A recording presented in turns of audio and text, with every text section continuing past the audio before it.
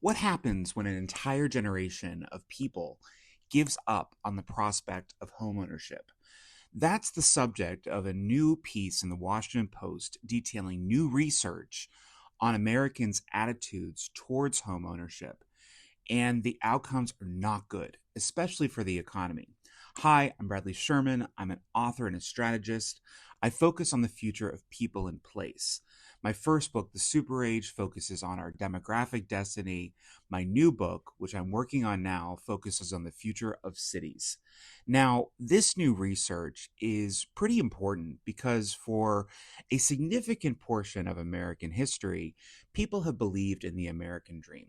And that American dream is quite simple. If you work hard, you can get ahead, you can buy a home, you can create a good life for you and your family, which you may eventually create. This new research, though, really highlights a divide because affordability has become one of the key issues in the United States, particularly around housing. And more younger people, in particular, are starting to opt out of the housing market. They believe that they cannot get into the housing market, which for many folks is that first rung on the ladder of economic independence, growing wealth, and of course, eventually generational wealth.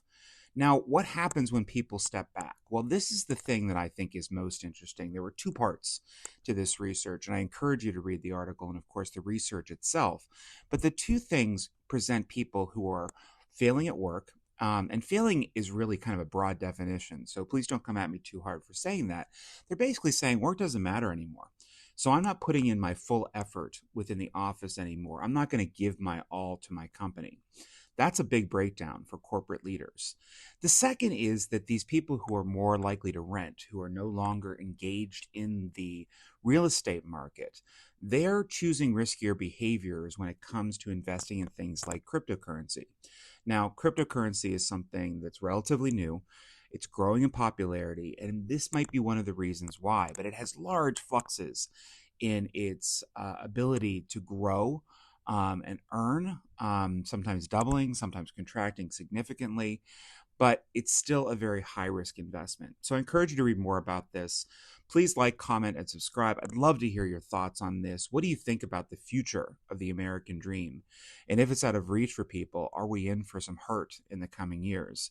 And as always, please subscribe to my Substack at populationnext.com, where I dive deeper into tomorrow's issues.